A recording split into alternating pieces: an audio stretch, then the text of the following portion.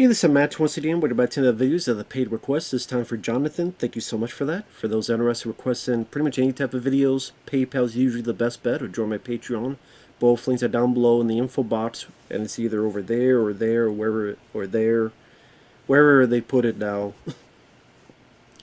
But thanks go out to Jonathan not only for his generosity on these requests, but for allowing me to partake in watching Volcano again.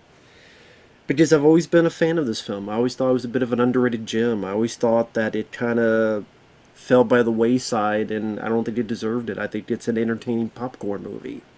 Is it the most logical film? No, not at all.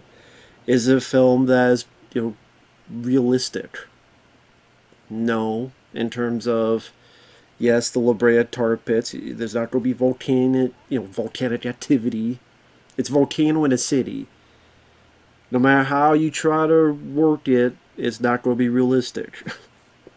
But I think it does its job very well in being entertaining, in being escapism, in being popcorn fun entertainment. And I really do believe that whether the script or the director, there's a little twinkle in the eye that even they know is a ridiculous premise. But they take it, for the most part, seriously. But you have characters that have a little bit quips here and there, but at the same time, it's not in your face like Sharknado. Now, it may not be very, very apparent, but I'm sitting there going, okay, the movie ends with, I love LA, we love it. This kind of fun, peppy song, I love LA. I mean, okay, when you have stuff like that among other stuff, I mean, this gotta be a little bit like they kind of know this is just meant for fun. Now, one of the reasons I like the film is I think it has a rather good cast. Tommy Lee Jones is fantastic in it. And Heche, may she rest in peace. I actually think I'd probably say her best performance. She just seemed natural. I think it's the best that she looked, and again, she didn't seem awkward or anything of the sort. She plays a geologist. Gabby Hoffman, who's the little girl in Uncle Buck, she plays Tommy Lee Jones' daughter. John Cheadle, he's the assistant director of the emergency services that Tommy Lee Jones is running as the director. He has a lot of fun stuff where he has these little remarks. Like someone goes up and rubs his hat and he goes, that's a pink slip. Things like that to make the character have a bit more personality. Keith David, who I wish was in earlier in the film, but when he comes in, is like, oh, we got Keith David from They Live and John Carpenter's The Thing. He's a police officer for the LAPD.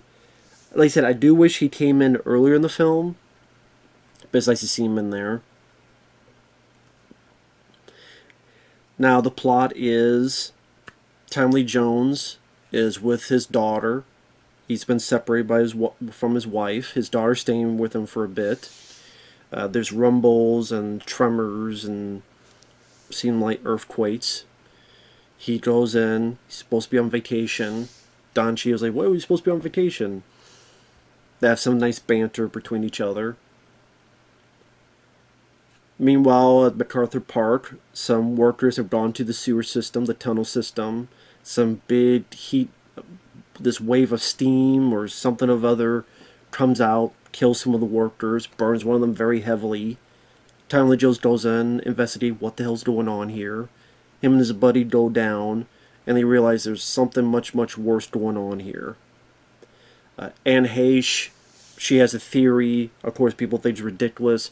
Her and her co-worker, they go down. Things go up the creek without a paddle. And sooner than later, some lava is going to be burst right out of the Brea Tar Pits, among other stuff. Burst out of the road, I should say. And lava is just going to be cascading throughout the city.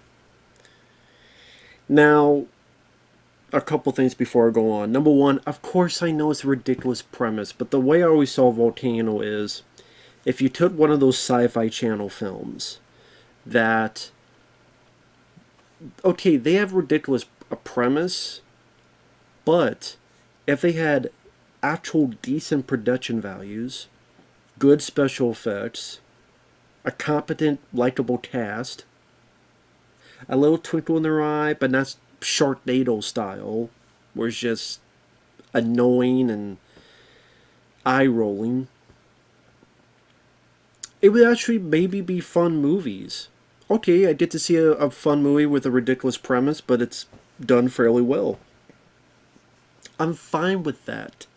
As long as you tell me, like, if I go in knowing it's a ridiculous premise, I'm like, okay, fine, but at least entertain me. That's part of the point. But a lot of those sci-fi channel films don't do that because they look so cheap, and the sets and the designs, or they're stealing footage from other movies, or the effects are looks like they're done by PowerPoint presentations, and the actors are very awkward, or you get C/D level actors, or whatever the case. Here, again, when you get like Tommy Lee Jones and Don Cheadle and others, okay, we have a very competent cast of people here.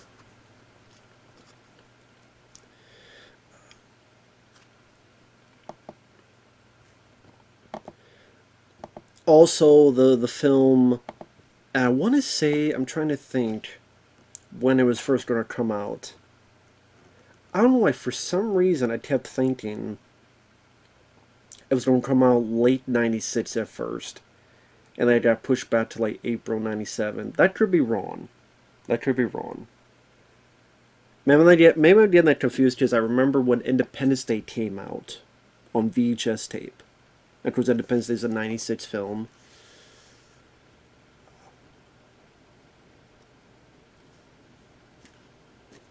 Like I said, for some reason I have this image on that or some other advertisement like Christmas 96. I don't know why. It must have been one of those, I just imagined it. But like on the VHS of Independence Day, it was like a very, very early teaser of Volcano. Because 20th Century Fox figured that would be the next big event movie for them. Sadly, the film came out and did not do well. It cost $90 million, $122 million worldwide. That's not good at all. Mick Jackson, the director who had done The Bodyguard with Whitney Houston, L.A. Story, which I thought was a pretty good Steve Martin film, he only did 2 films after this, and the other one he did was 5 years later, some low-budget direct-to-video film. The first 20 million is always the hardest. I mean, so he never got a big film ever again because of the flop of this. And also, it competed with Dante's Peak. Now, Dante's Peak, that is a film that I don't hate. I think it's okay. That came out earlier. It made a bit more money than Volcano did. And I know a lot of people feel Dante's Peak is better. Whether because they think it's more realistic, or they think this or that. Dante's Peak is okay. It has some good action sequences in the third act. I like Pierce Brosnan. I think that movie, though, is not as well paced as it could have. I think there's too many slow spots of stuff that's not intriguing. Like when Pierce and the guys, they're on these mountain rocks and there's this rumbling going on and just not much happens. I think it takes too long for stuff to really get going. I think the side characters, the kids and the grandma, they're just not that interesting of characters. It doesn't have much of that fun, twinkle, like rapport that I thought this film did. And I just thought this film was a faster paced, just more fun movie to watch, in my opinion. So as the movie goes on, like I said, yeah, the banter between the characters, and it builds up well enough where it's not, it doesn't take overwhelmingly too long, but at the same time you get a little bit of who the characters are. Gabby Hoppin, the way she talks with her father when he's like, okay, what happens if there's an earthquake? Well, it's simple. You stick your head between your legs, you kiss your ass goodbye. And Tommy Lee Jones, like, he's a guy that really does command the screen. and you really buy him as the director of the emergency services.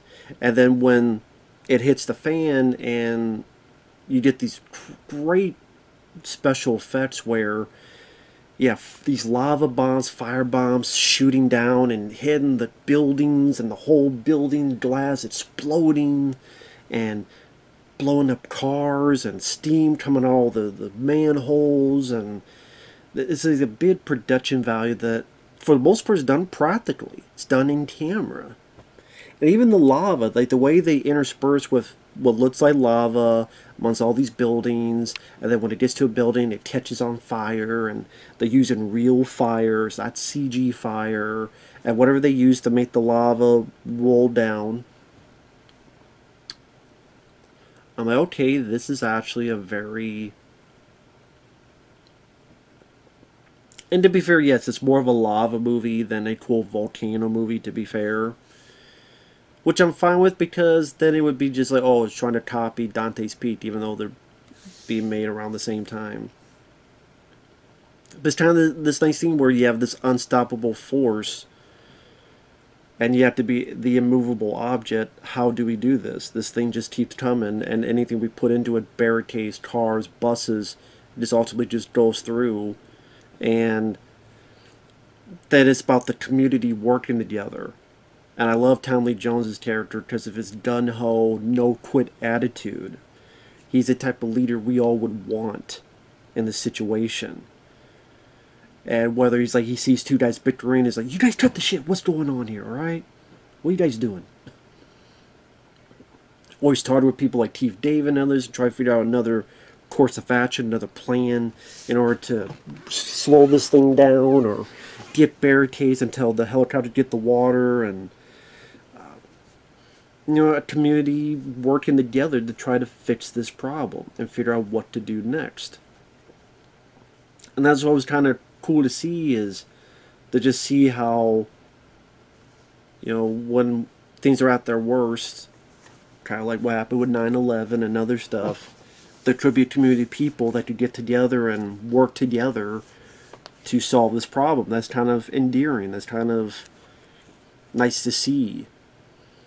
And it does happen at times in reality. Now, granted, maybe 2 days or 2 weeks later we go back to crapping on each other, but at least for a short amount of time we'll work together for whatever impending crisis can and is occurring. Now, like I said, Tommy Lee Jones, I really liked him as an actor. It was great to see him in a lead role in this kind of popcorn movie, because he really didn't get to be the lead in a lot of like entertainment popcorn films. I mean, you just say Men in Black, but you could argue that's more Will Smith movies than Tommy Lee Jones. The first one, they're on equal terms, to be fair, but then the sequels became much more about Will Smith than Tommy Lee Jones. And then the third one, he's barely in it. I'm trying to think. Like Batman Forever, he was the villain Two-Face, so it's more Batman's movie. Or Jim Carrey's movie, you could say.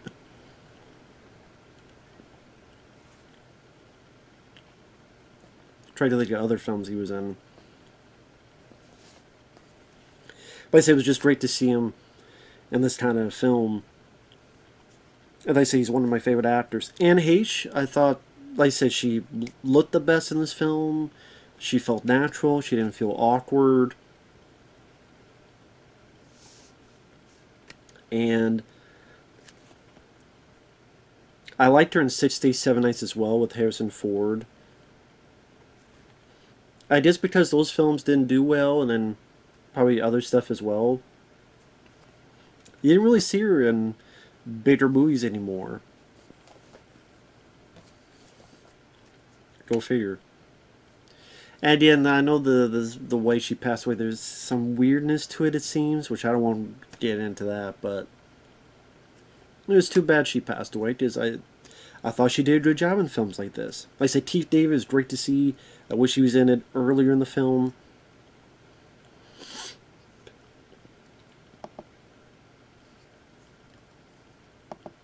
Sorry, I'm hesitating. There's a guy here, John Carroll Lynch, which I liked. He was in the movie Fargo. He played the little kid's father in Mercury Rising, the Bruce Willis film, which he doesn't last too long in that movie. He was in the David Fincher film Zodiac, which he might have been the Zodiac, because he was one of the primary suspects in that movie. He plays a guy that works for, I want to get the actual, the MTA, which is the Metropolitan Transportation Authority. Pretty much about the trains and stuff of that nature, because Tommy Jones of them tells them, hey, there's something going on here, and say, well, wait a minute, the tunnel's over here, and it's far away from the trains, and I can't stop the trains right now. But he's not being overly one-dimensional villainous. It's just that he's, you know, got a job to do. Then ultimately, when there's people in trouble, he tries to help them, including the driver of this train, which gets to one of the scenes people do remember in this film.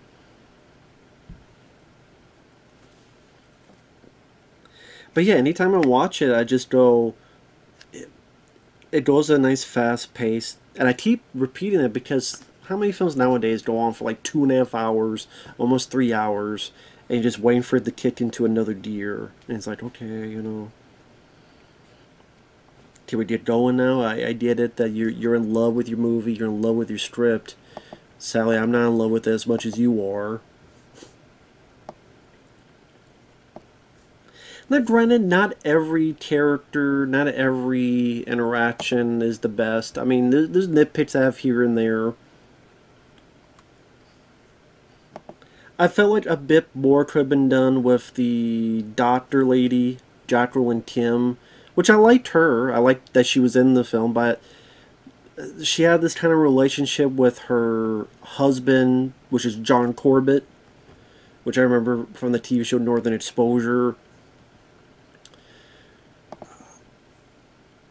It kind of like, that whole relationship was kind of thrown in there, but like John Corbett doesn't really have a whole lot to do. Pretty much at one point, hey, leave them there, they're not your problem, and she's like, goodbye, hey, I'm trying to help and save these people.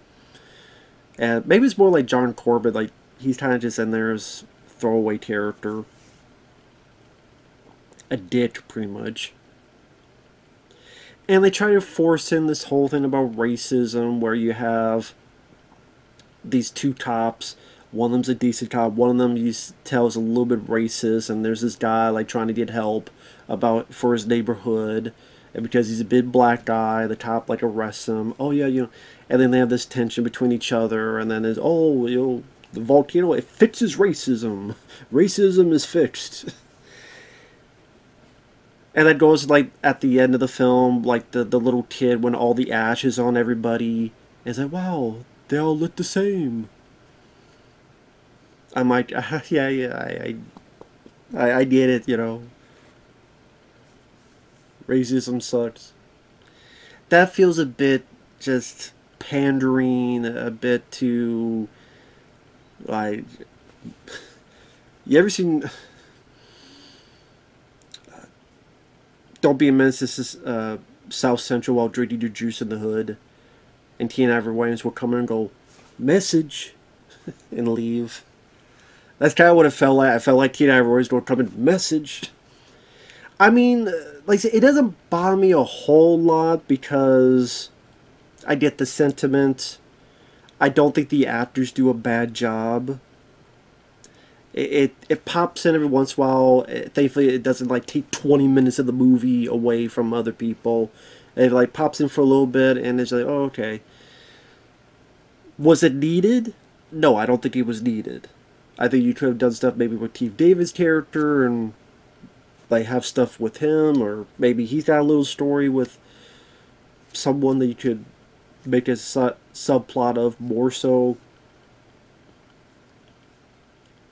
But maybe, you know, yeah, think of the time, 1997, and what was going on at the time in LA among other cities, perhaps dealing with race and stuff, and it just seemed a bit too on the nose.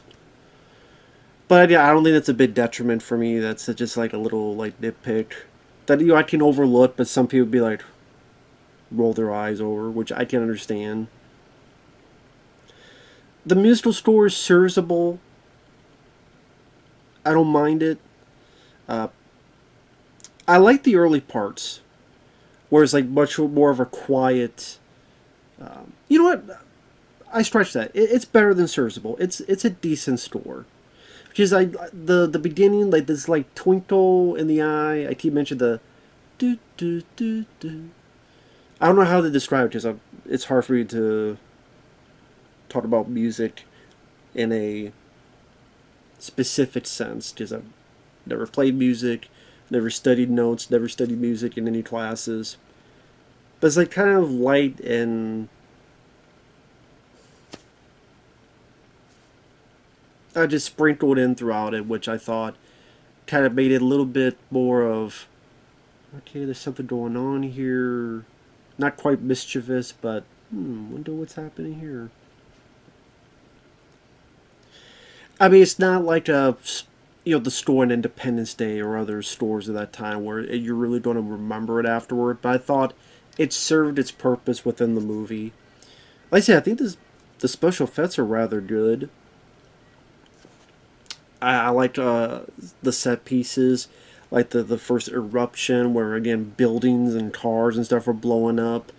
There's a bit where Tommy Lee Jones and Neal H have to save this guy. They put him on this crane, and then the controls are wonky, whether because of the ash or other stuff, or the heat or whatever. So they can't go the shorter way. So of course they gotta go the longer way. I do like when Neal H is like, "Why is he going the wrong way?"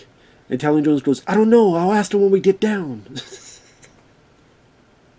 That's what I mean by okay, it's funny, but at the same time, it's sensible for why they asked that question. And I guess to get into more spoilers, the scene people remember is when, and they get the actor's name again, John Carroll Lynch.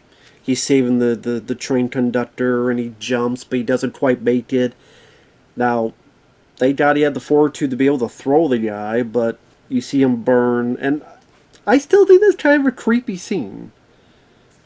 Because the character seemed like a decent character, he wasn't a one-dimensional villain or anything, or a villain at all, really, and he tried to help, and I felt bad for the guy. And it seems a bit horrific, and granted, it's not going to be gore or anything, it's PG-13 film, but still, felt bad for everything. Even the whole finale where they gotta structure this building and demolish it the right way to form a dam to move the lava into the ocean. The big scenes with they get the barricades and all the helicopters coming in to drop, trying to work like a natural disaster would.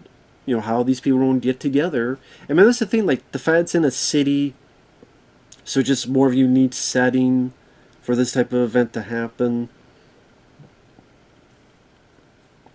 Just like emergency service would get together for, again, any, the fires, like forest fires, or, when the fires is going on throughout California, which happened many times throughout the years. People getting together as a community to try to help.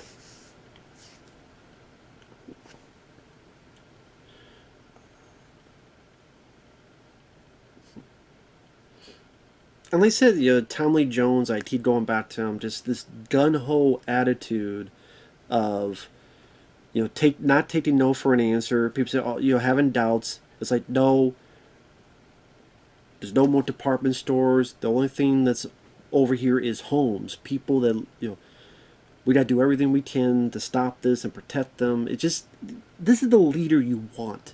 The type of leader you get behind. The type of guy that you see why people give, yeah, let's get him and let's kick the shit out of this lava. No one says that, but I almost wanted someone to say that. And like I said, just entertaining to watch. I know I keep repeating that, but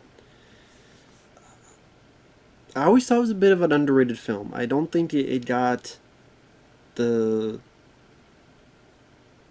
the love it deserved. I don't think it's as bad. It's not a 5.5 out of 10 bad. I'm like, I've seen a lot of bad films throughout the years. 5.5 out of 10 is BS. BS. It's bullshit. Especially, you look at films nowadays. Some of these popcorn films that come out nowadays. You know, the last bunch of Marvel films with obvious CG digital stuff and nothing is real, nothing is tangible. Lame joke after lame joke thrown in there. Running times ballooned up to 2.5 or 2:20 or 2:15 or 2:35 or whatever. This film is an hour and 43 minutes. Doesn't overstay its welcome.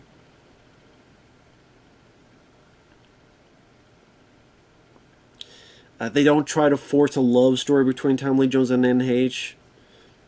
I always go back to, as much as I like Daylight with Stallone, as one of those things, I'm like, are you trying to force this like love story between these two? I don't know about that.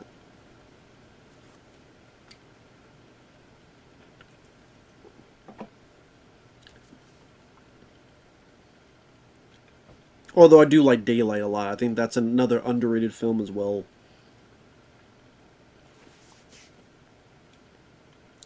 And that's the thing, like, I mean,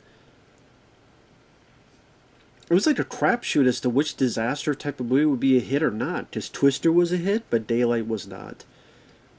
Independence Day, if you look at it as a disaster movie, that was a big hit. But I guess that's more of like an alien invasion film, of course. But films like Volcano and even Dante's Peak weren't really big hits. I think The Day After Tomorrow was a hit.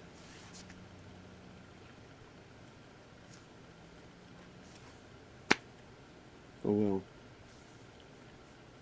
But of course, because these films didn't really do that well, you weren't going to see a whole lot of these type of films made of dealing with Volcano and stuff.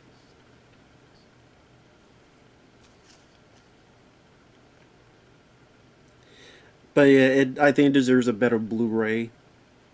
The one Blu-ray that came out had nothing in it for features. The one I saw that I couldn't pick up, it just had like a lame cover of like Tommy Lee Jones running, and I'm like, come on, dude, like that's a lame ass cover. What the fuck? Like, give just the poster. Like, re-release the Blu-ray, or even a Blu-ray 4K. But yeah, if this film didn't do well and not many people liked it, then why would they do that? Because they wouldn't think there'd be an audience for it. So there you go. But yeah, I think the film's underrated. I think it deserves more than it got. And with that said, thanks for watching. Take care, everyone. And we'll see you guys later. Bye-bye.